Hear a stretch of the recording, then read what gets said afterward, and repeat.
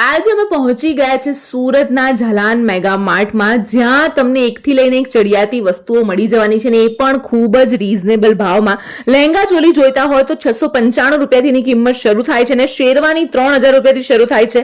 સિલ્કની સાડી જોઈતી હોય તો 225 રૂપિયાથી કિંમત શરૂ થાય છે, અને ફેન્સી સાડી 280 રૂપિયાથી તમને મળી જવાની છે.